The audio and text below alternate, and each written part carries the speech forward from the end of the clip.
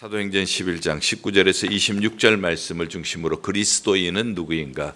너무나도 평범한 질문일 수 있습니다. 그리스도인은 누구인가? 그러나 이 질문 속에는 우리의 신앙의 본질이 들어 있습니다. 너 하나님의 사람아 라고 하실 때에 그것이 우리의 신앙의 본질인 것처럼 그리스도인, 일반적으로 사람들이 이렇게 생각을 합니다. 우리가 어떻게 살아가든지 교회만 다니면 그리스도인이다라고 생각하기가 쉽습니다. 우리가 어떤 행동을 하든 어떤 말을 하든 상관이 없이 교회만 다니면은 그리스도인이다라고 생각하기 쉽다는 뜻입니다. 그러나 그리스도인이라고 하는 참된 뜻은 그리스도께 속한 사람입니다.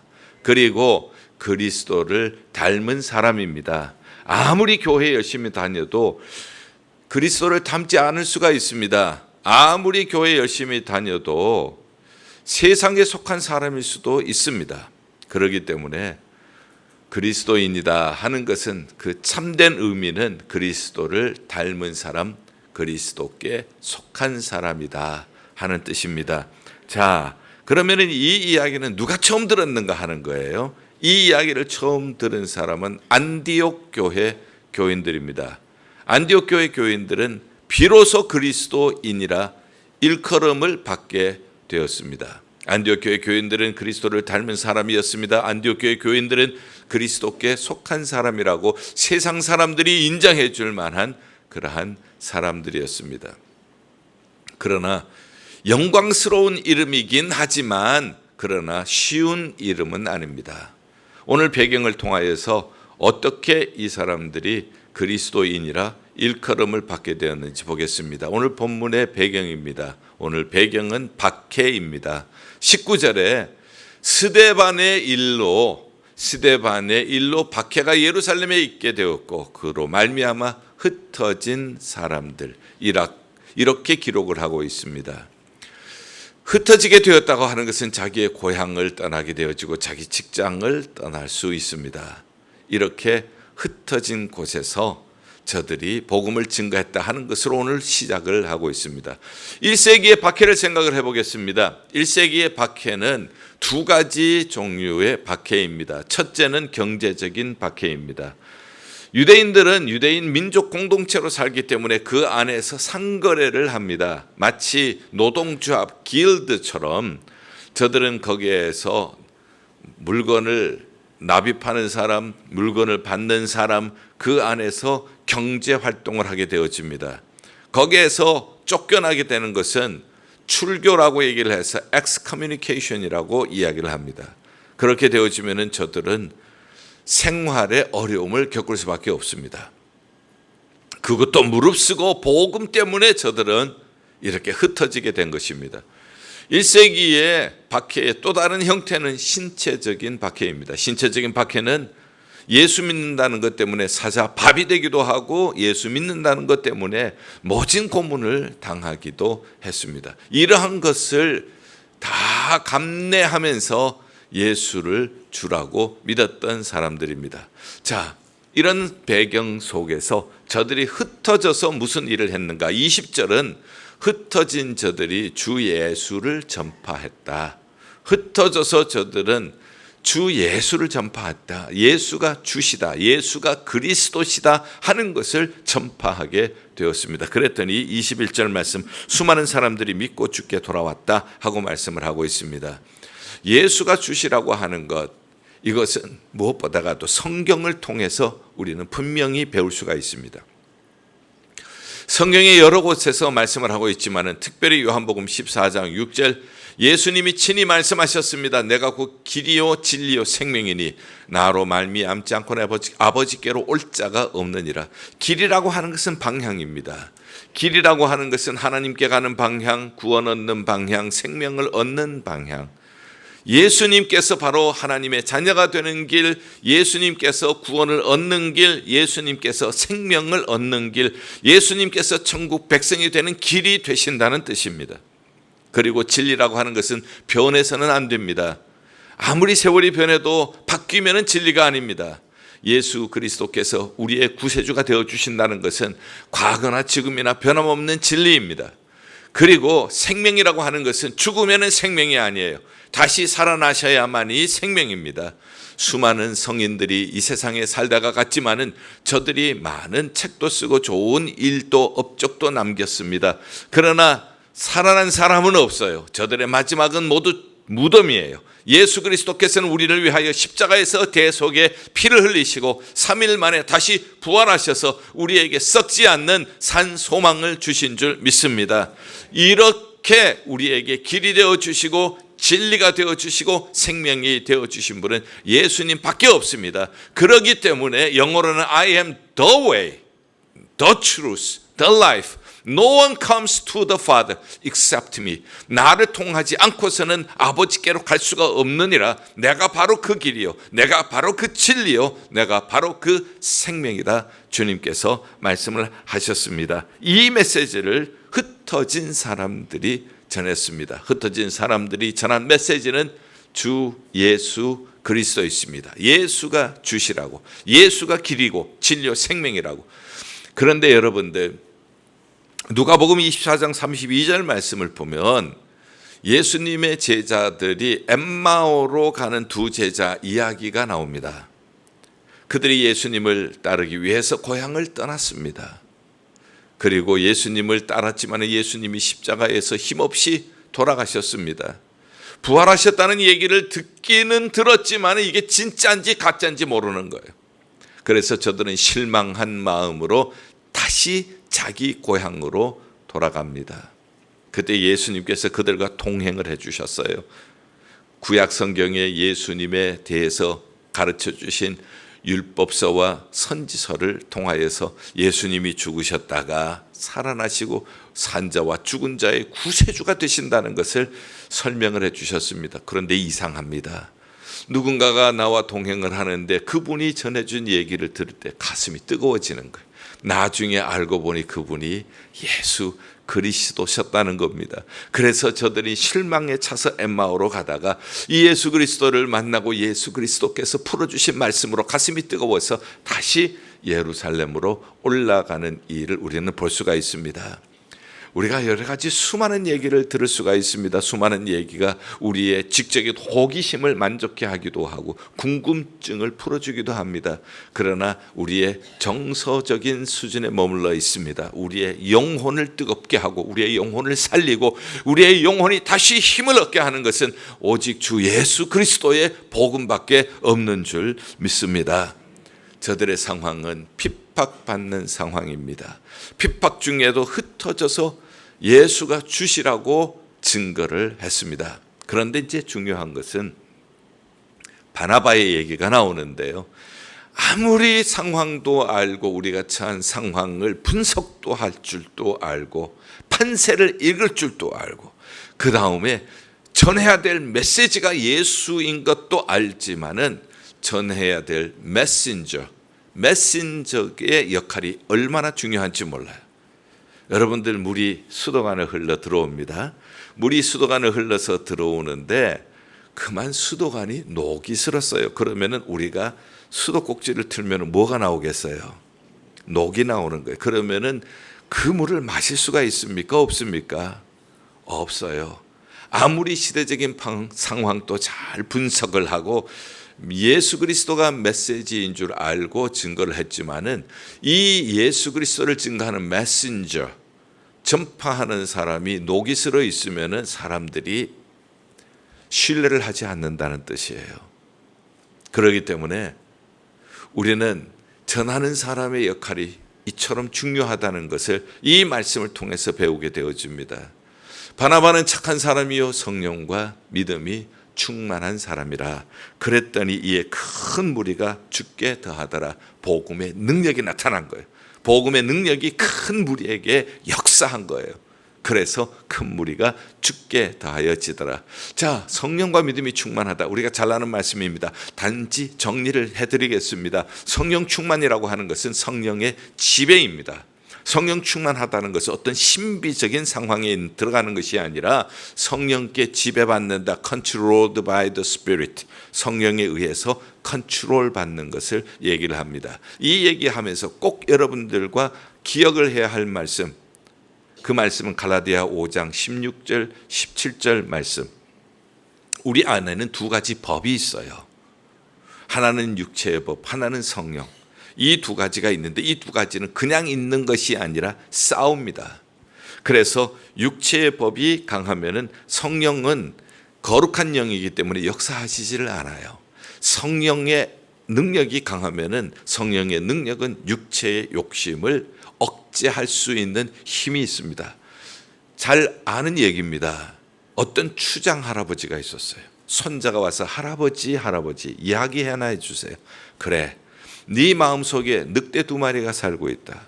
한 마리는 좋은 늑대, 한 마리는 나쁜 늑대. 할아버지 어느 늑대가 이겨요? 네가 밥 주는 늑대가 이긴다. 나쁜 늑대에게 밥 주면은 힘을 얻어서 좋은 늑대 잡아먹어요.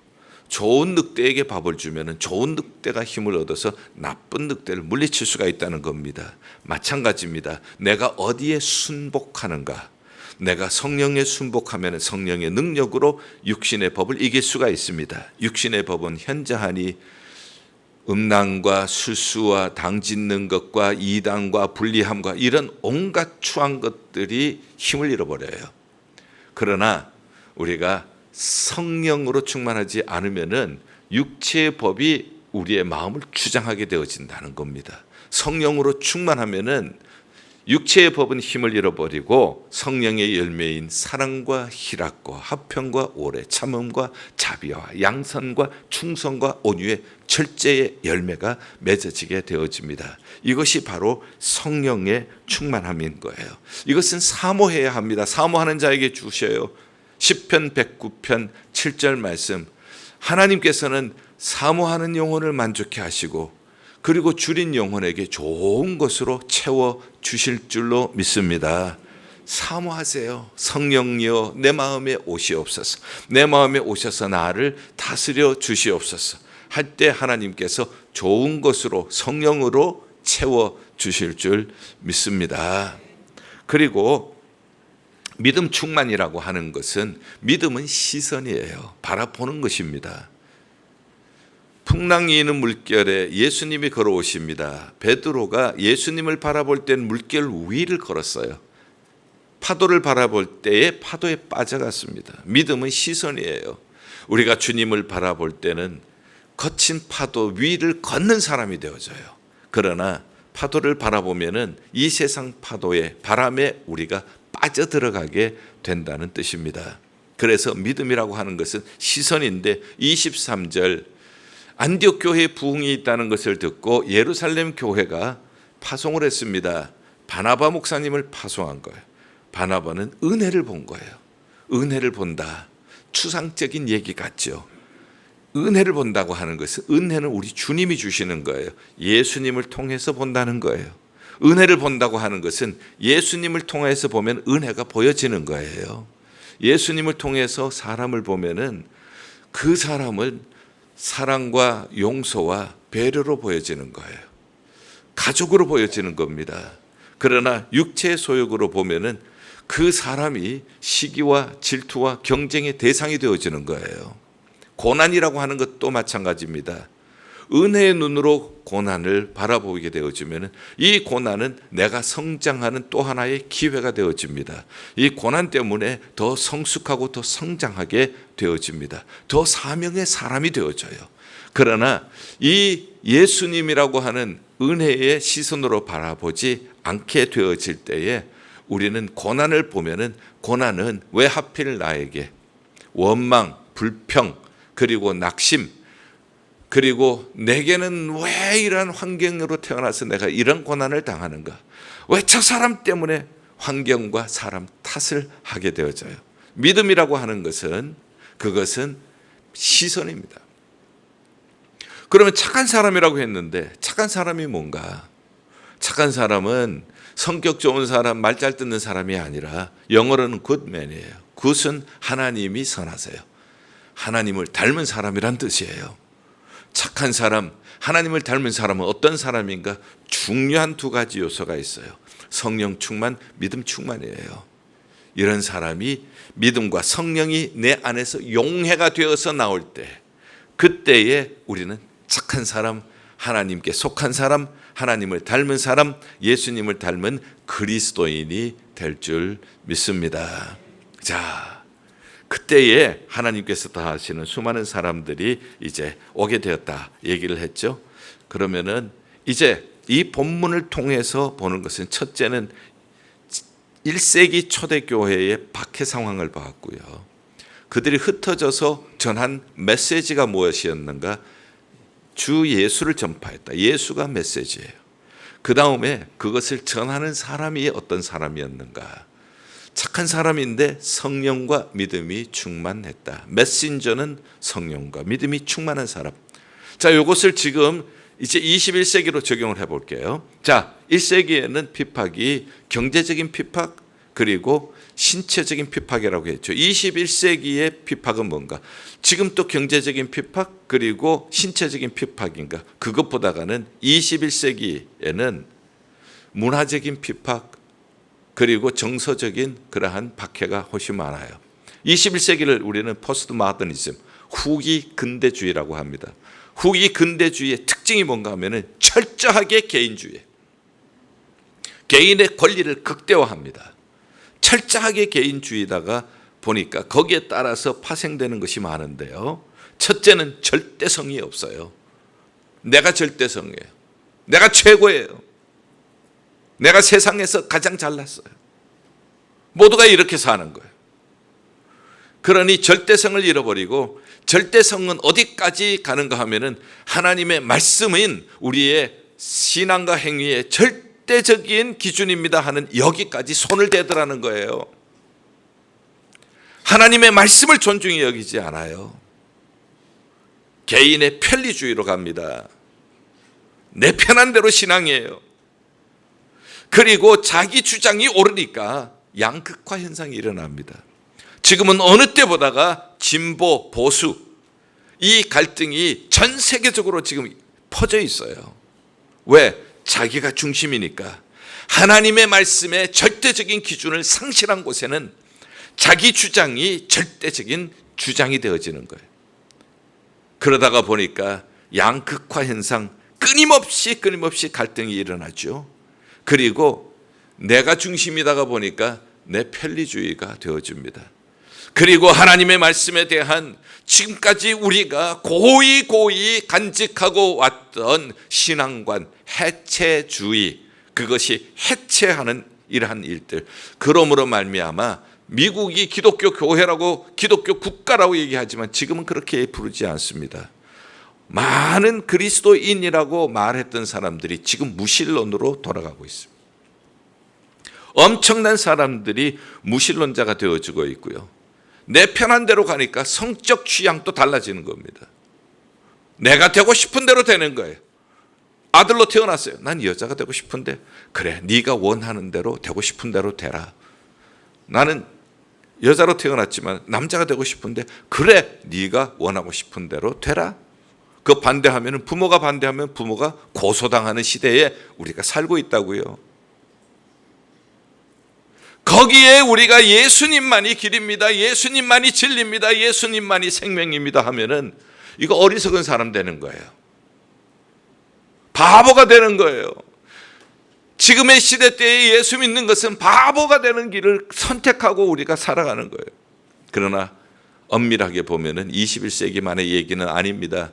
1세기 마찬가지입니다. 고린도전서 1장 보세요. 십자가의 도가 멸망하는 자에게는 어떻게 보여요? 미련하게 보이는 거예요. 십자가의 도가 멸망하는 자에게 미련하게 보이는 거예요. 그러나 구원을 얻는 우리에게는 하나님의 능력이라 저는 믿습니다. 지금 또 십자가는 우리의 능력이 되는 줄 믿습니다. 다른 길이 없어요. 지금 또 예수님만이 구원의 길입니다. 지금 또 예수님만이 진리입니다. 예수님만이 지금 또 생명이십니다. 예수 그리스도를 붙잡을 때에 예수 그리스도를 증거할 때에 우리 가슴을, 우리 영혼을 뜨겁게 하는 것은 예수 그리스도의 십자가 복음밖에 없는 줄을 믿습니다. 그래서 오늘 이 시대 때도 예수는 해답인가? 그렇습니다. 아무리 세상이 변해도 예수 그리스도는 어제나 오늘이나 영원토록 동일한 우리의 구세주이신 줄 믿습니다.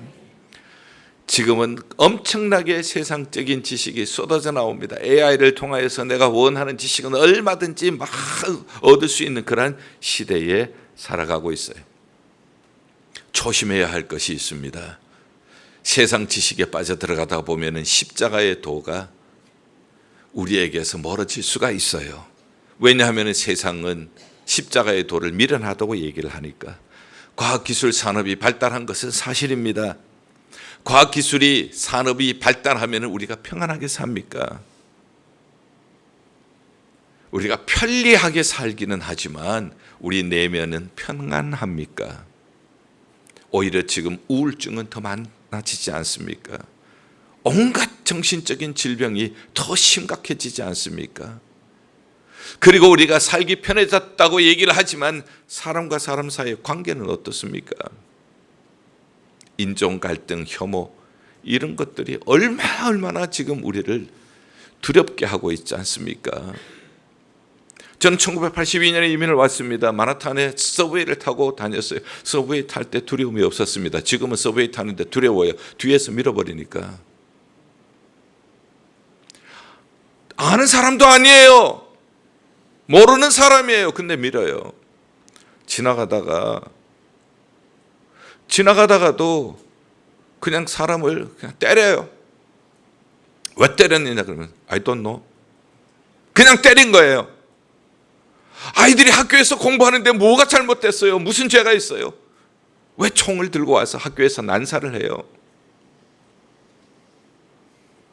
과학이 발달했고 산업기술이 발달해서 우리가 사는 것은 편리해진 것 같지만 우리 영혼은 썩어가고 있지 않나요? 우리의 영혼은, 우리의 정신세계는 더 우울해지고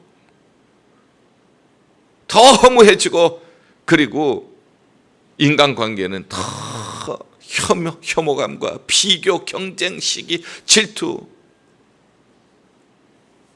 이럴 때일수록 더 예수 그리스도의 십자가의 복음이 필요한 줄 믿습니다. 다른 것 방법이 없어요. 죽음과 내세의 공포, 과학이 해결할 수가 있습니까? 문화가 해결할 수가 있습니까? 죽음과 내세의 공포, 예수 그리스도의 십자가의 소망만이, 예수 그리스도의 부활의 소망만이 우리를 죽음과 내세의 공포에서 건져내는 능력이 될 줄 믿습니다. 죄책감으로 고통하고 있는 그러한 사람들, 예수 그리스도의 십자가의 용서와 십자가의 사랑만이 인간 내면 속에 인간 영혼에 둥지를 틀고 있는 죄책감을 해결할 수 있는 능력이 되는 줄 믿습니다. 양극화된 세상, 진보 보수 아무리 지금까지 수없이 얘기를 해도 이건 못 해결합니다. 해결 안 되는 거예요. 십자가만이 하나로 우리를 묶어주는 능력이 되는 줄 믿습니다. 하나님과 죄인을 하나로 하고 유대인과 이방인을 하나로 만드는 능력은 십자가예요. 그리고 철저한 개인주의에 점점 부유한 자는 더 부유해지고 가난한 사람은 더 가난해지고 그리고 병들고 소외된 자는 더 깊이 병들고 소외되어 가고 있습니다. 예수님께서는 그러한 자들을 민망히 여기셨어요. 가난한 자, 고아, 과부, 나그네 모두 민망히 여기셨어요. 그리고 주님께서는 그들을 먹이시고 그들의 눈을 뜨게 하시고 그들의 다리를 일으켜 세워주셨어요. 예수 그리스도의 이 사랑을 본받아서 우리도 어려움을 당하는 사람들, 고통당하는 사람을 불쌍히 여기고 예수 그리스도의 사랑으로 그들을 찾아가고 그들을 만나줄 때 그때의 과학이 아니라 문화가 아니라 예수 그리스도의 긍휼하심이 이 사회를 치유하고 회복하는 능력이 될 줄 믿습니다. 21세기 시대적 배경을 말씀을 드렸습니다. 그리고 지금 21세기에도 후기 근대주의에도 예수가 그리스도이신가? 지금 또 그가 해답인가? 그렇습니다. 십자가의 복음이 아니고서는 해결할 길이 없습니다. 십자가의 복음을 증거할 때 주의 손이 그들과 함께하고, 인간의 힘으로 안 돼요. 십자가의 복음을 증거할 때에 하나님의 손이 우리와 함께 하시고, 하나님의 손이 고쳐주시고, 하나님의 손이 회복해 주실 줄 믿습니다. 이렇게 사는 힘이 어디서 나옵니까? 마치 물고기가 거센 물결을 거슬러 올라가야 하는 것과 같은데, 이 거센 문화의 물결을 어떻게 우리가 거슬러 올라가겠어요? 성령과 믿음 없이는 안 됩니다. 성령과 믿음 없이는 거슬러 올라갈 수 있는 힘이 없어요. 그러기 때문에 바나바는 착한 사람이요 성령과 믿음이 충만하더라. 이에 많은 사람들이 주께 더하여지더라. 통로에 녹이 슬어서는 안 됩니다. 그러면 물을 마시지를 않아요. 아무리 시대 상황도 알고 예수의 복음을 증거해도 통로가 깨끗하지 않으면 녹슨 물은 마시지 않아요. 향기를 잃어버린 꽃에는 벌납이 오지 않습니다. 자력을 잃어버린 자석은 쇠붙이를 끌어당길 수 있는 힘이 없습니다. 내가 성령으로 불붙지 않고서는 다른 사람을 성령으로 불붙일 수가 없어요. 내가 믿음으로 충만하지 않고 다른 사람을 믿음으로 이끌 수가 없어요. 그래서 교회는 지도자들이 먼저 성령과 믿음이 바나바처럼 충만해야 돼요. 누구보다도 담임 목사가 성령으로 불이 타야 성도들을 마음을 불을 지필 수가 있는 거예요. 먼저 담임 목사가 믿음으로 충만해야 성도들을 믿음으로 이끌 수가 있다고요. 그리고 교회의 지도자들이 먼저 성령으로 불타야 교회를 성령으로 불타는 교회를 만들 수가 있습니다. 먼저 믿음으로 예수 그리스도를 통하여 은혜를 보는 눈이 없이는 다른 사람을 믿음으로 이끌 수가 없어요. 그래서 우리는 21세기에 적용을 해봤습니다. 21세기의 박해 상황을 봤고, 21세기에도 이런 상황 속에서도 문화적인 정신적인 박해 상황 속에서도 예수가 해답인가? 그렇습니다. 예수밖에 없습니다. 십자가밖에 없습니다. 십자가가 능력입니다. 구원하는 우리에게 능력이 되어주십니다. 이 복음을 증거하기 위해서 통로가 깨끗해야 돼요. 녹슬어서는 안 됩니다. 성령으로 믿음으로 날마다 충만할 때에 예수 그리스도의 복음이 우리를 통하여서 힘있게 증거되게 될 줄 믿습니다. 결론적으로 말씀을 드립니다. 어떤 교회가 좋은 교회입니까?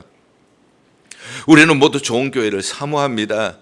좋은 교회는 안디옥 교회처럼 그리스도인이라 불리는 교회가 좋은 교회인 줄 믿습니다. 그리스도인이 누구입니까? 세상에 속한 사람이 아니라 그리스도께 속한 사람, 세상을 닮은 사람이 아니라 그리스도를 닮은 사람. 이 사람들이 어떤 상황 속에서도 변함없이, 어떤 박해 상황 속에서도 예수가 그리스도시라고, 예수를 믿어 구원을 얻는다고, 예수 이름으로 치유가 일어난다고, 예수 이름으로 회복이 일어난다고, 예수 이름을 증거할 때 하나님의 손이 함께 하신다고, 이렇게 예수 그리스도의 순수한 복음을 증거하는 교회가 좋은 교회인 줄 믿습니다. 그리고 좋은 교회는 좋은 목회자와 좋은 성도가 있어야 돼요. 좋은 목회자는 성령과 믿음이 충만한 사람이에요. 성령에 지배받고 믿음으로 충만하고 성령으로 불타오르고, 그래서 성도님들을 성령으로 지피고 믿음으로 충만해서 성도님들을 믿음으로 이끌고, 이런 교회가 좋은 교회인 줄 믿습니다. 이런 교회 주님이 주시는 은혜 21절, 수많은 사람이 믿고 주께 돌아오더라. 24절, 큰 무리가 주께 더하여지더라. 교회는요, 사람의 힘으로 되는 것 아닙니다. 사람의 계획으로 되는 것 아니에요. 주님이 더해 주셔야 되는 부흥이 일어나는 것이 교회입니다. 누구에게?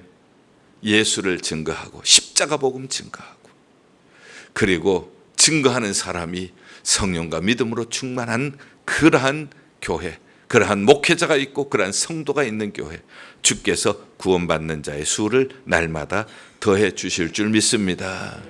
다른 복음이 없어요. 피카소라고 하는 유명한 화가가 있습니다.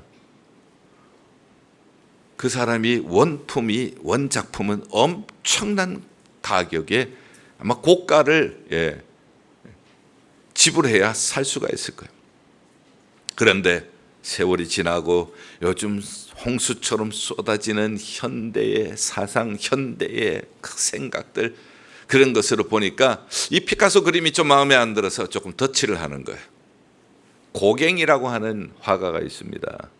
고갱이라고 하는 화가의 그림을 이렇게 보니까 지금 입장에서 보니까 이건 좀 이렇게 고쳤으면 좋고 저렇게 고쳤으면 좋겠다 해서 덧칠했어요.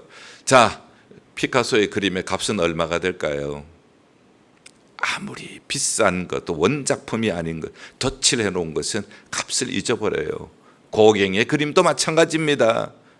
십자가의 복음, 하나님이 우리에게 주신 구원의 복음,